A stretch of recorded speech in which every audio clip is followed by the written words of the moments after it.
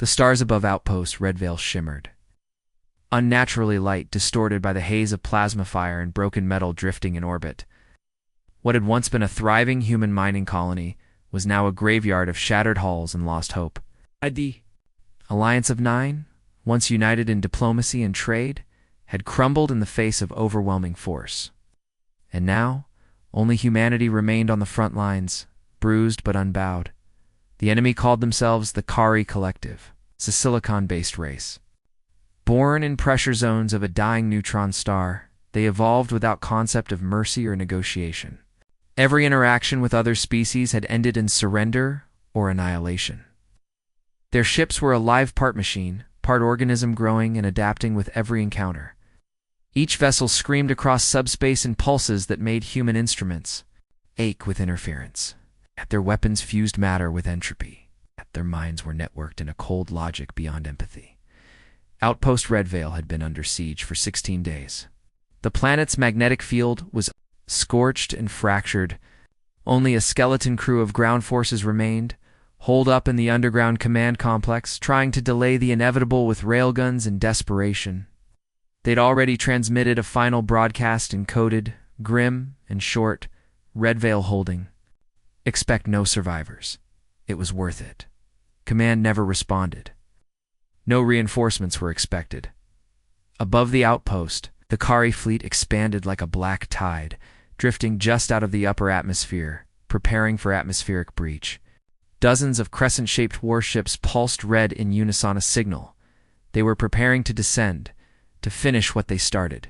The lead ship, Carinode Prime, deployed tendrils of semi-liquid metal from its underside, stirring the upper clouds, like a spider testing its web. On the surface, Lieutenant Grant stood alone on the observation deck of the battered command dome. Eyes are cracked, armor blackened by heat and radiation. He wasn't praying, he hadn't believed in God since Mars fell. But he looked up into the burning sky, jaw clenched. If this was it, they'd die standing. Then the clouds began to warp. It was subtle at first. Single blink on the orbital scanner. A distortion in the upper stratosphere, like light passing through heat waves. Then another. A signal. Unregistered gravimetric anomaly. Mass incoming vector. High orbit. The Kari responded instantly. Ships shifted position. Tendrils recoiled.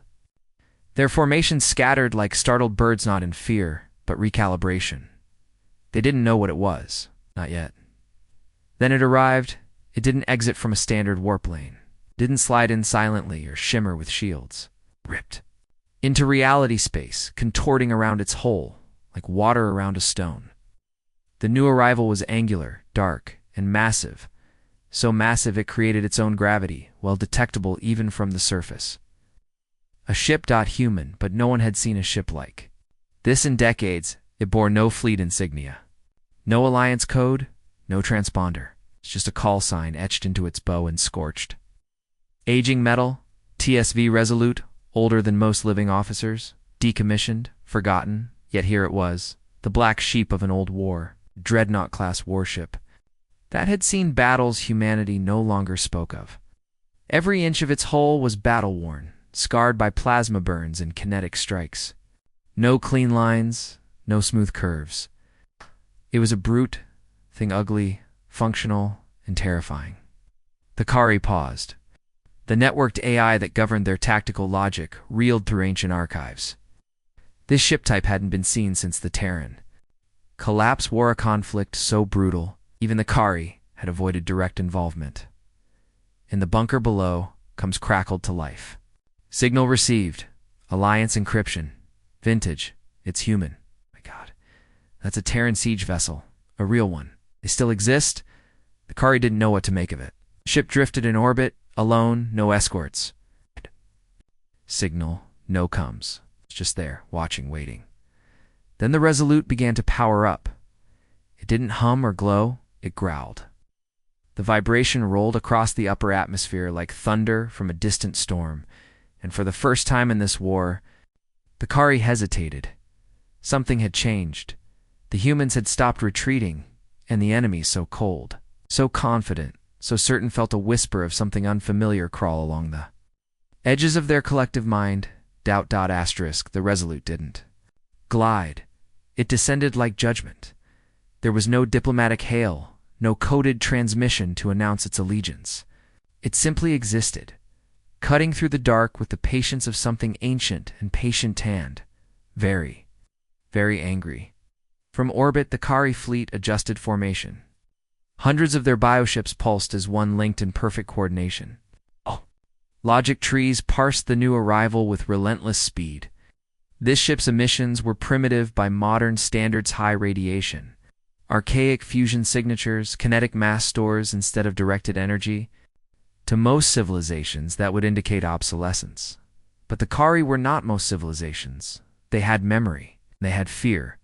Their war-hive intelligence unearthed the old archives records from distant observers, along silent probes, even intercepted transmissions from the early Terran War. And in those flickering records was a pattern.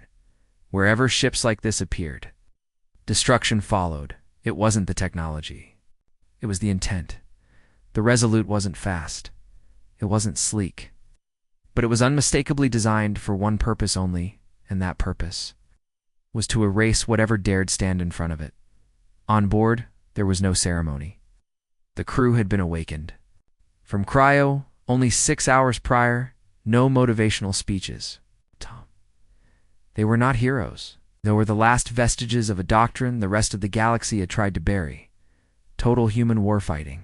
At the heart of the bridge, Captain Rhodes sat, rigid in his command chair, eyes locked forward.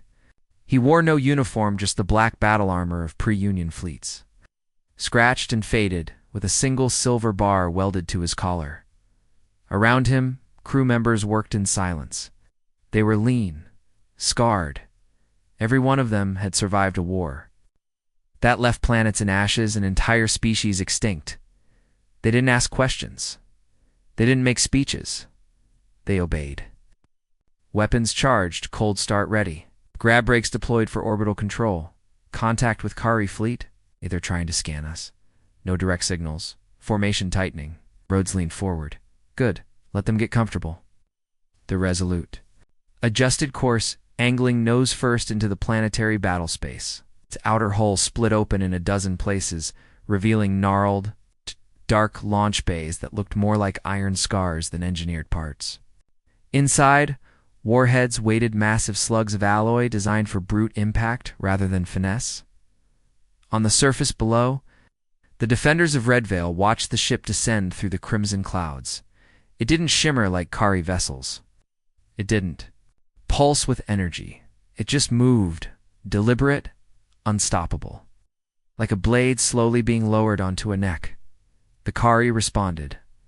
First came the warning salvo test of strength. 3 biocruisers fired simultaneous energy beams at the Resolute, arcs of green plasma twisting through the atmosphere like lightning. The beams struck the ship's outer hull and dispersed like water on a mountain. The hull didn't ripple. It didn't spark. It absorbed, then shimmered dull red. The crew didn't flinch. Rhodes gave the order with a quiet nod. Respond. The Resolute's primary guns rotated forward mass drivers the size of city buses, cooled by lines etched directly into the hull's core. Each gun locked onto a different Kari ship, calculated lead time manually, and fired. No fanfare, just a low, bass-filled thumb that echoed in the upper atmosphere. It's like thunder through a canyon. The first enemy cruiser didn't explode. It ceased to exist, a kinetic round, traveling at 28,000 meters per second past.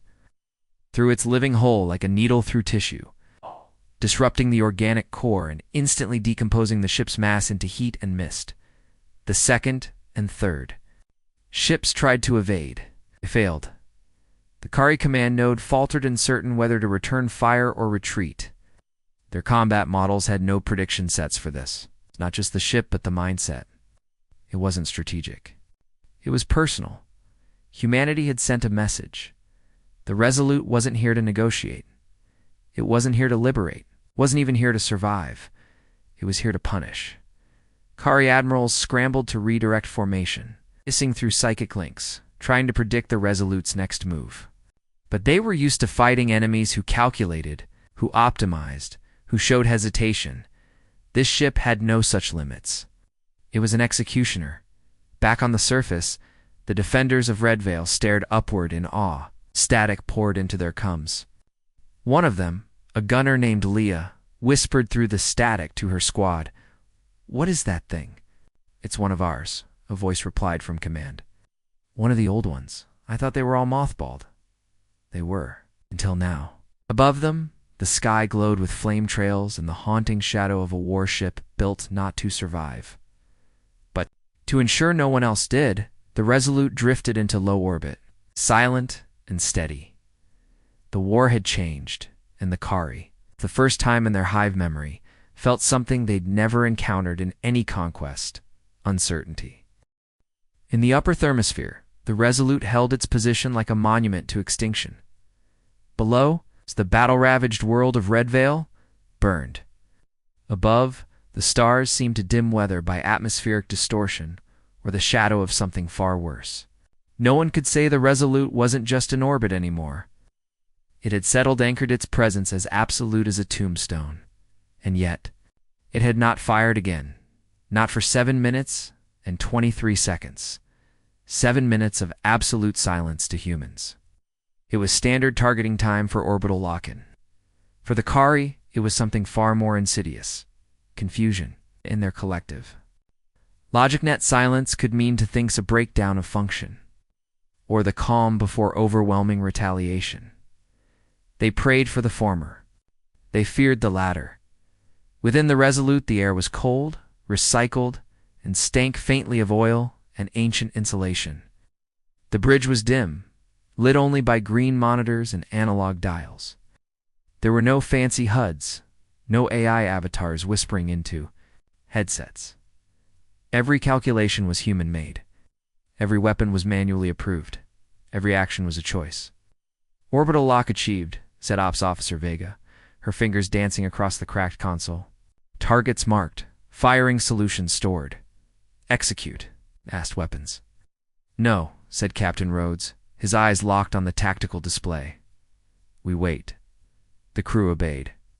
Not because they feared him, but because they trusted the ancient rhythm of warfare that had once brought empires to their knees. Rhodes wasn't guessing.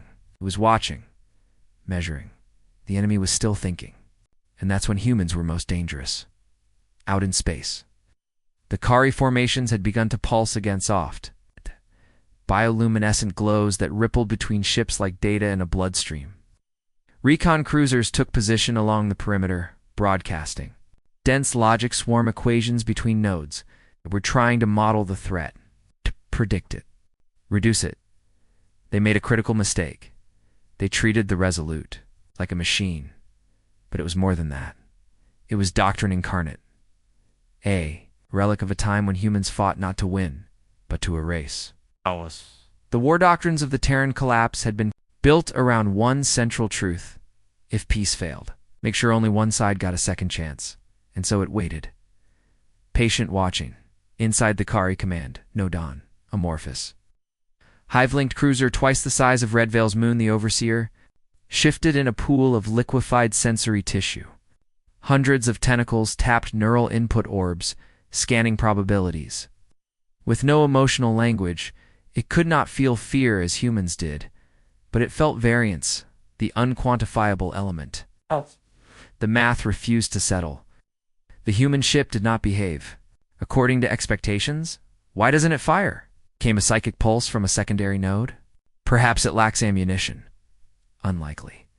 The initial strike indicates long-range kinetics. Traditional slugs. Then we should advance.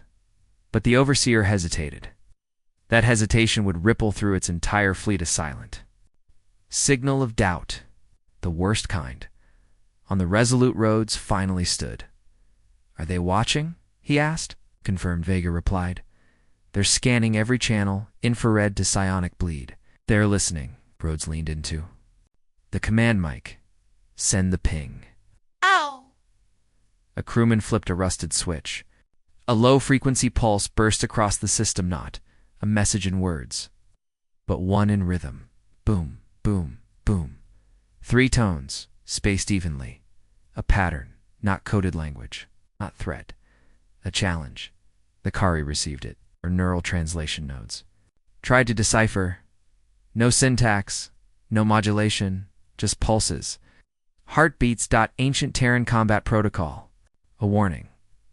Then, one final pulse, different in shape and tone. Short, sharp, final, engage at will.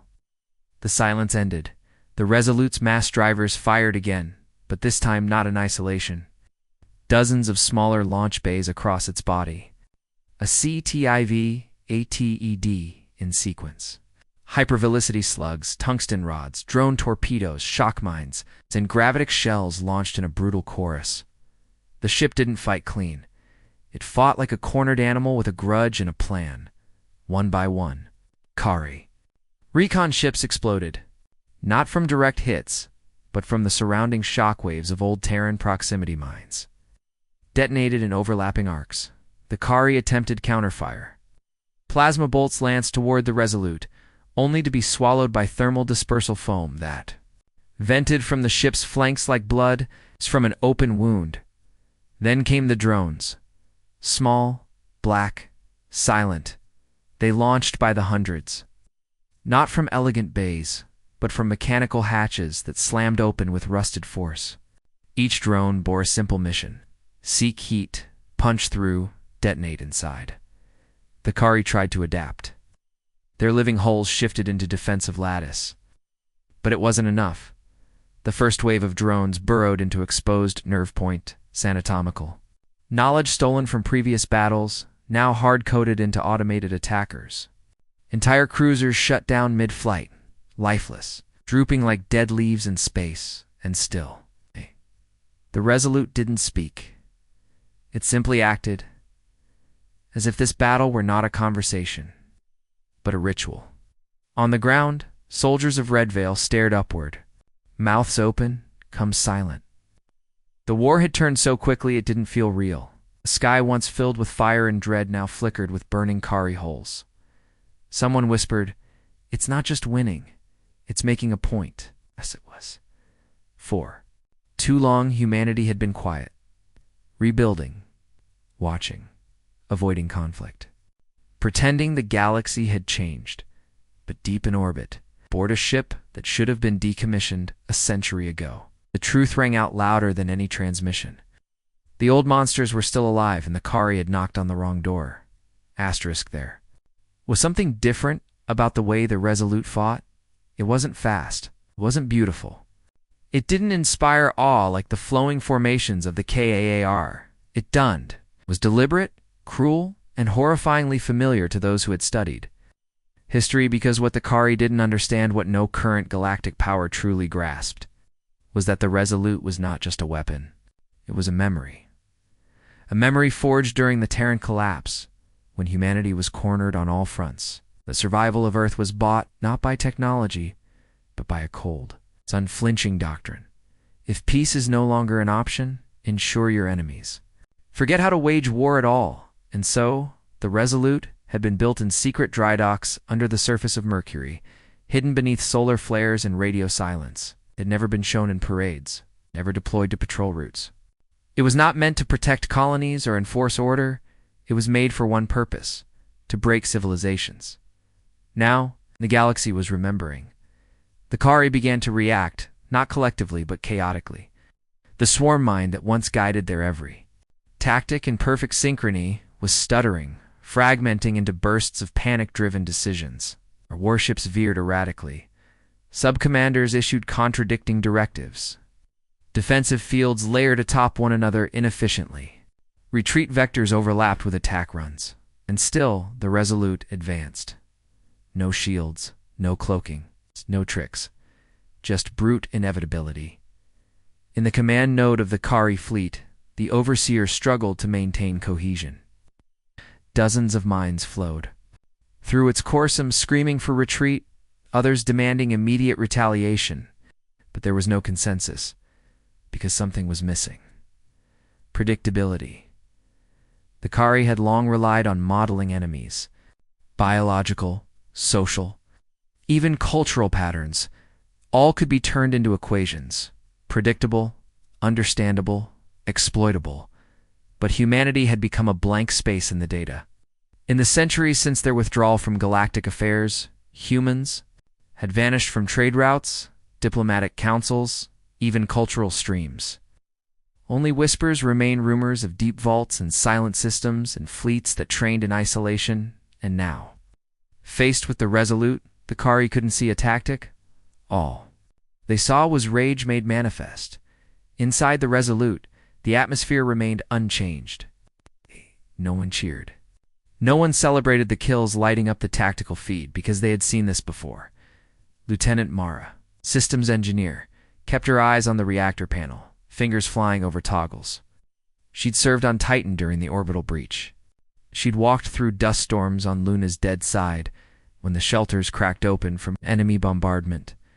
She didn't need to be told this wasn't a mission. It was a message. "Secondary barrage ready," she reported, voice even. "Launch," Rhodes said without looking up. Dozens of guided projectiles launched from the portside hangars. They were marked with faded serials, remnants of wars fought before most of the galaxy's current empires even existed. Old, yes, but tested, proven. Some were simply solid slugs.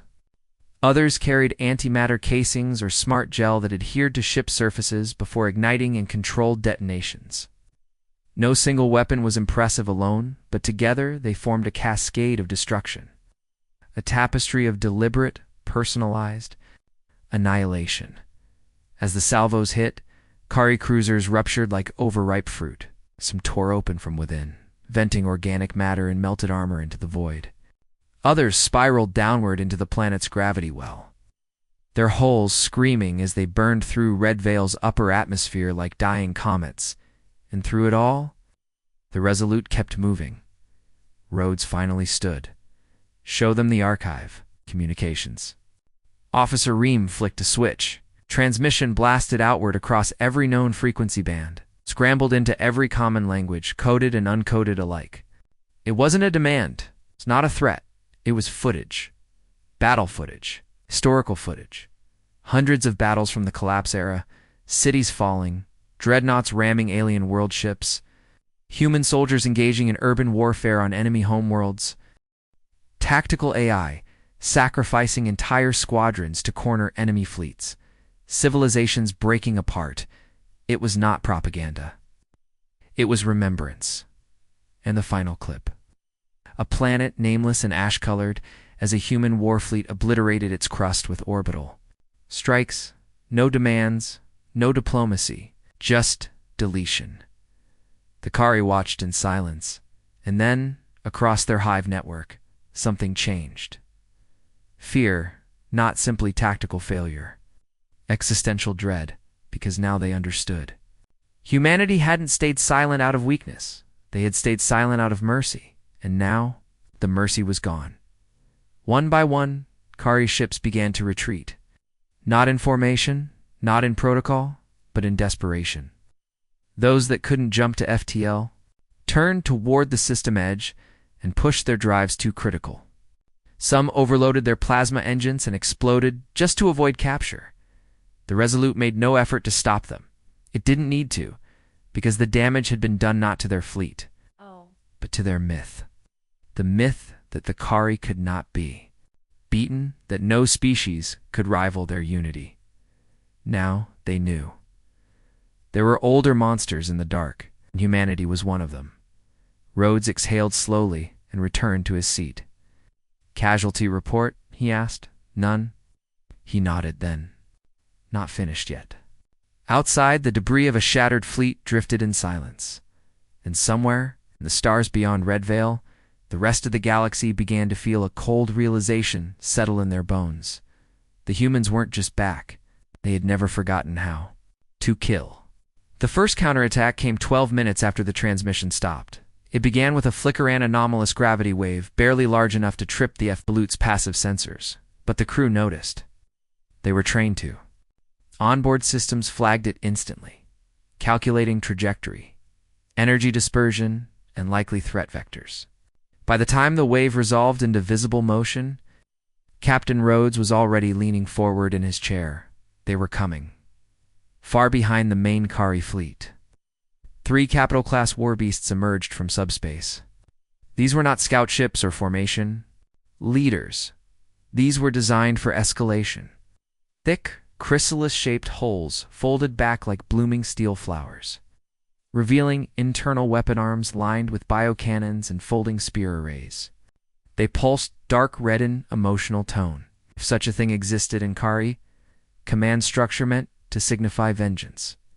It made sense. Kari had never known a battle they couldn't dominate. Their hive mind had built redundancy into every fleet, every drone, every mental process.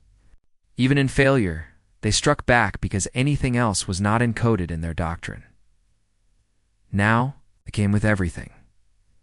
The new attackers didn't form up politely. They dove toward the Resolute in overlapping arcs, weaving and shifting faster than most tracking systems could compensate for. With every meter, they charged exotic weapons, gravity spike emitters, microwave skin peelers, high-density pulse clusters. These were technologies designed to overwhelm shields, melt armor, compromise internals. Weapons built specifically for the rare nightmare of encountering something the Kari could not outthink. The Resolute remained quiet. Its thrusters fired only in microbursts, adjusting orientation by degrees. No new transmission was sent, no call. For support, it rotated slowly like a planet turning to face the sun. On the bridge, the atmosphere was different now, not tense-focused. Like a pianist sitting before the first key of a piece they had practiced for years, Lieutenant Mara routed power to the dorsal gun's spine. Ream synced the railgun capacitors. Vega adjusted the gravwell generators to increase inertial drag. There was no shouting, no frantic exchanges. They had trained for this. The Kari ships fired first.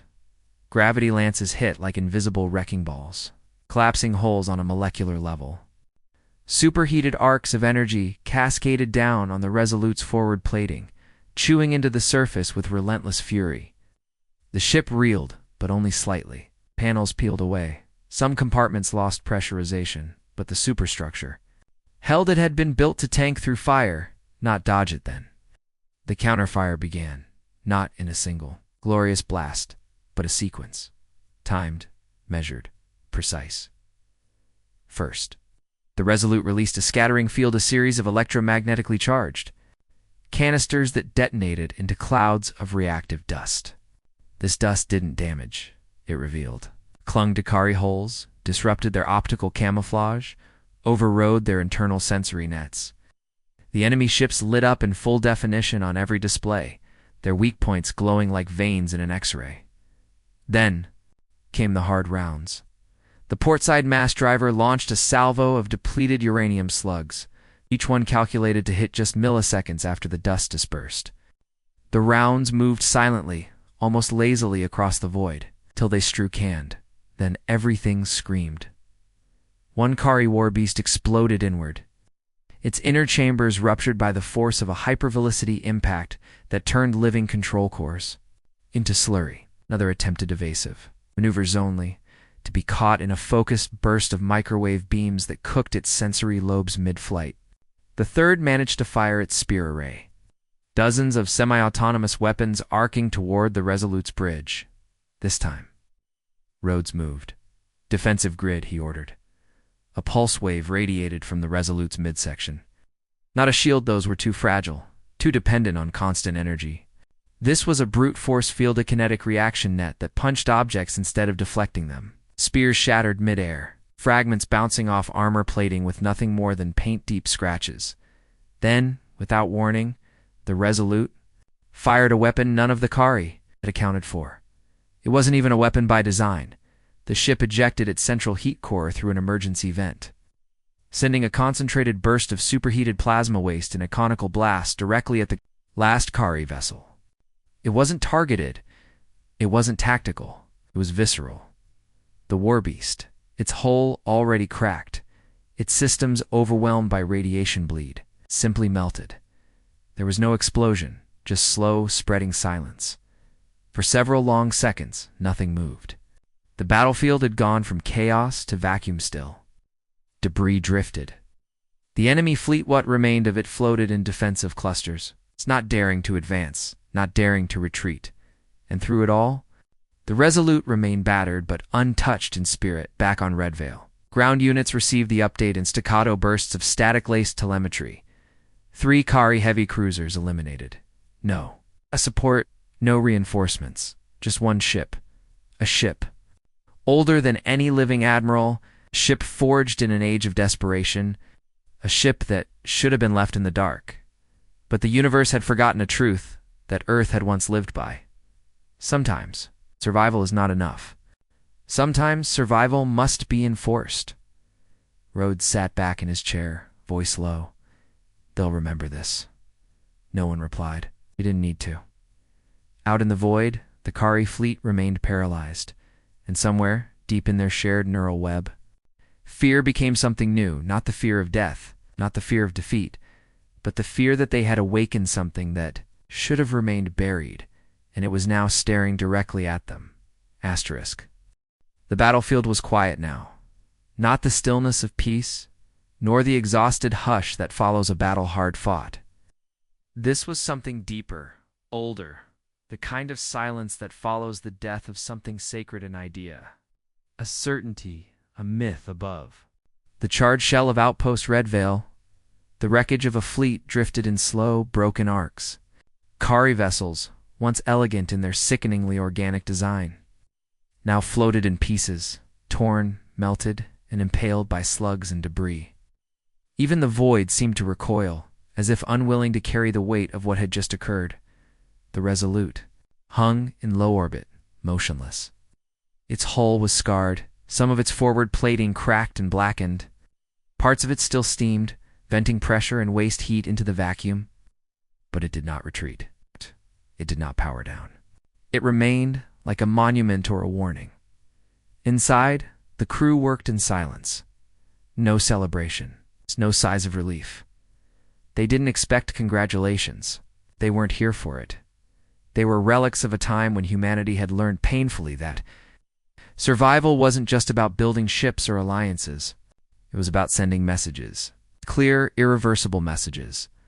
Rhodes stood at the front of the bridge, his gloved hands folded behind his back, eyes fixed on the main display. One Kari carrier remained massive, dormant, and unmoving. It fired a single shot since the last engagement. Its drones had withdrawn. Its tendrils hung limp. In every way that mattered, it was no longer a combatant. It was a witness, and it was the only one left. Communications sparked alive. Not a voice, not words, but pulses. Staccato flashes of light translated into Kari standard broadcast patterns. It was a request, an inquiry, the Hive wanted to know. Why had they come? Why had they struck so hard, so suddenly? What was the cause, the logic, the rationale? Rhodes watched the pulses without expression. He let them continue. Then he nodded. Let them hear it, he said quietly. Ream activated. The ship's transmission relay. A burst of static preceded the audio feed. Then, a voice, Rhodes' voice, spoke in a language too old for the Kari to recognize immediately. But its tone. The tone carried across all barriers. There was no hatred in it, no fury, only finality. You came to test us, the voice said. You came to measure what remained. To see if we had grown soft, if we had forgotten, if we would kneel. He let the silence hang for a second. You were mistaken. The next signal was not words, but images. Thousands of them. Battles. Wreckage. Scars on human colonies left by Kari advances in previous. Skirmishes. Civilian stations. Venting atmosphere. Human corpses floating in space. And then reversals. Kari ships torn open. Kari. Cities glassed during the collapse. Tactical footage from deep archives showing what humanity had done when diplomacy failed. And at the center of it all, the Resolute, younger, fresher, leading assault waves that burned across star systems. When the transmission ended, Rhodes issued one final message broadcast across all bands. We are not here to win. We are not here to negotiate. We are not here to coexist. We came to remind you what fear feels like. Kari's ship said nothing in return. it turned slowly and began its retreat, not in defiance, not in arrogance, but in surrender. And that, more than anything, was what mattered, because now the word would spread. Through Kari fleets, through the other species who had observed from a safe distance, through the far edges of the galaxy where rumors traveled faster than light. The humans were not extinct. They were not scattered, not helpless, not diminished. They were silent, watchful, and when provoked, they did not escalate. They ended. Rhodes returned to his chair and closed his eyes. For a long time, no one spoke. Outside the ship, the last of the debris began to drift, clear of the orbital path. The fires on Red Veil's surface flickered low. Rescue beacons had begun to broadcast again. Humanity, it seemed, would hold this world. But it wasn't the victory that mattered. It was the consequence. Because somewhere, in a distant system, filled with advisors and war councils, a message had already arrived, a phrase whispered in panic, repeated in fear. The Resolute had returned, and with it, humanity's terrible truth. They had survived extinction, they had perfected silence. And now, when they chose to speak again, the galaxy listened.